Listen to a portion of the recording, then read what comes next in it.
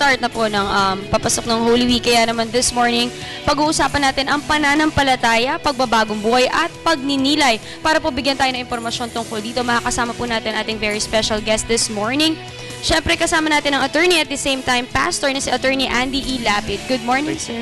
Isang preacher ng Bible Baptist Church of Project 8. Good morning, sir. Good morning, Dayan. Good morning, Sandro. Good morning sa lahat ng nanonood. Yes po, sir, matanong ko na po kayo muna. Kasi di ba sinasabi po nila na para po maglingkod ka sa Diyos, ito ay isang calling, kumbaga, na hindi po lahat ng tao siguro ay nare-realize na meron po silang calling para maglingkod po. Sir, kayo po, did you have this calling at a young age? When did you realize that you wanted to serve the church and serve the Lord?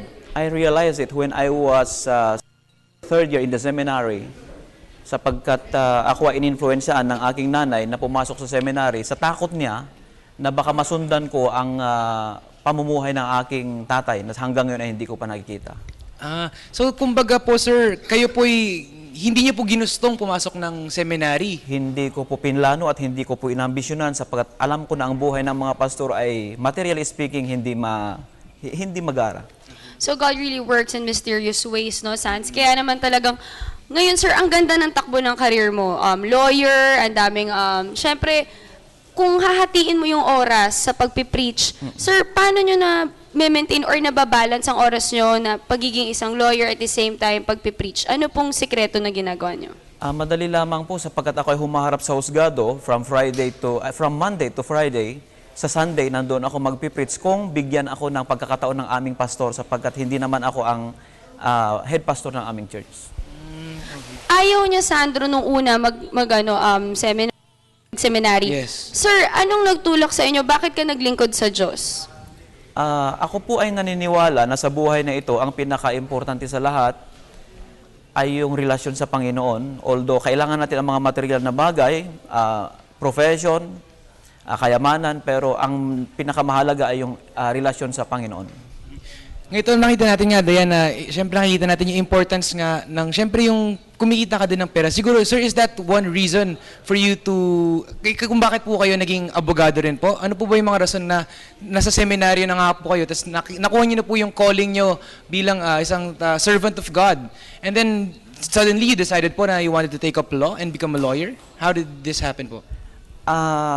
Sa hirap din ng buhay, sapagkat ako ay nabuhay sa isang lugar na napakahirap, nagkakaingin, at gusto ko rin na materially umangat-angat din at maiangat ko ang aking nanay na pareho kaming iniwanan ng aking tatay. So, do you think, sir, na itong mga pangyayari or relationship or the experience that you had with your father was what pushed you to become closer to God and syempre to have a better life po for you and for your mother as well? Isa po yan na dahilan. And I believe isang dahilan din kasi nakausap ko si Sir kanina.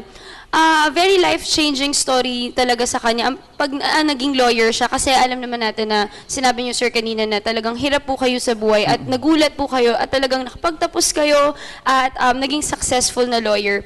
So, sir, kwentuhan niyo po kami sa naging experience niyo dito para naman syempre ma-inspire yung viewers natin na talagang alam mo kung pag talagang nagtrabaho si Lord sa'yo, talagang hindi mo talaga expect yung mga surprises na talagang ibibigay niya sa'yo. Ang hiningi ko lamang sa Panginoon na kahit ako ay mahirap, walang ama na aalalay sa akin, yung sama ng loob, yung galit na naitanim sa aking puso ay tanggalin na ng Panginoon at ako ay alalayan, tulungan para makamit ang aking ambisyon. So, lumapit ako sa ibang mga tao at sinabi ko sa kanila yung aking pangarap at may mga tao naman na nagbukas ng tulong. Kasama na doon si Attorney Arias, ang aming pastor, at siya ang nagpaaral sa akin para maabot ko yung aking pangarap na maging abogado.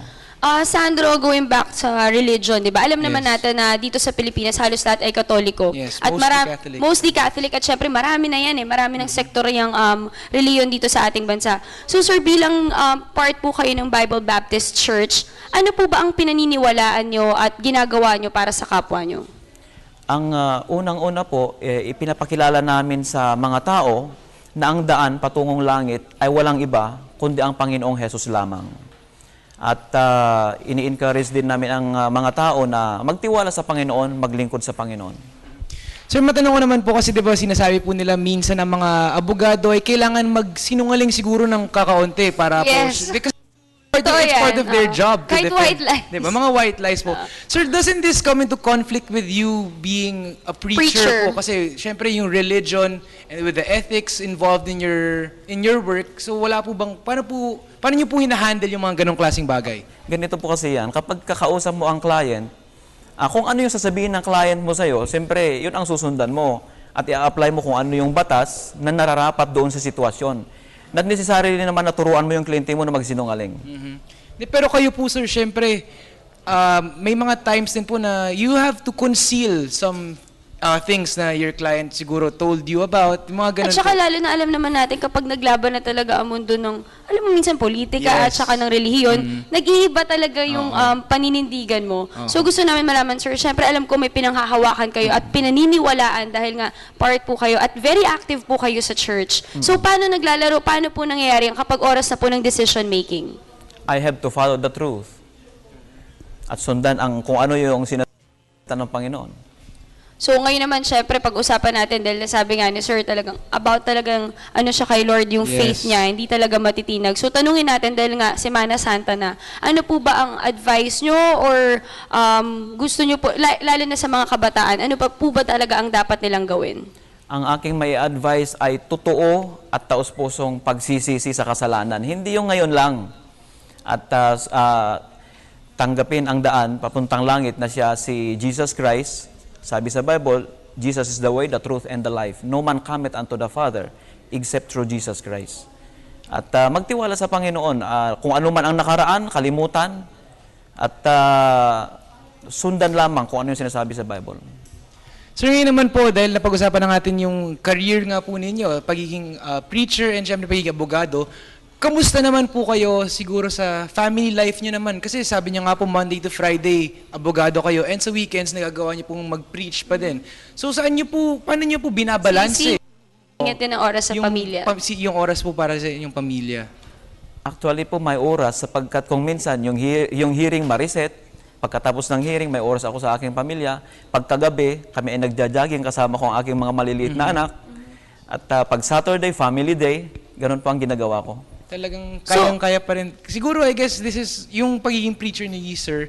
Yun din yung parang, syempre, relationship with God, tas relationship with the family. It all comes together din, I guess. No? Siguro, Sans, share ko lang din sa viewers natin kasi nung nakausap ko si Sir kanina, napakaganda ng objective niya sa buhay.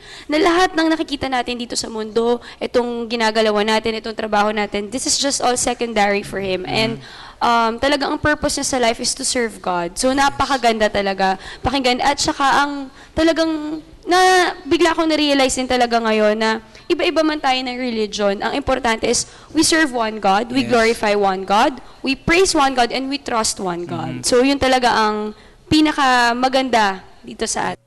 And siguro alam po ni Sir na kung ano yung purpose niya sa buhay, na talagang to become a servant of God, na to guide people towards a better life, to parang after the footsteps of the Lord talaga, yung ginagawa niya through His work na rin and through being a preacher as well. So, napakaganda ng mga insights mo, Sandro, lalo na tamang-tama yan sa Semana Santa. Sana po bigyan natin ng panahon ang Panginoon at talagang magnilay tayo, hindi lamang sa Semana Santa, kundi araw-araw yan. So, sir, do you have any last message po to our viewers?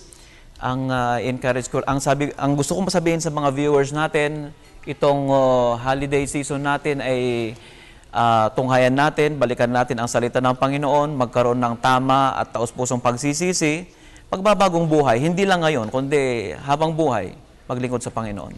Okay. Thank you so much, Maraming sir. salamat po para sa inyong panahon, Attorney Andy Lapid. Thank you, Dea. Thank you, Santo. Yes.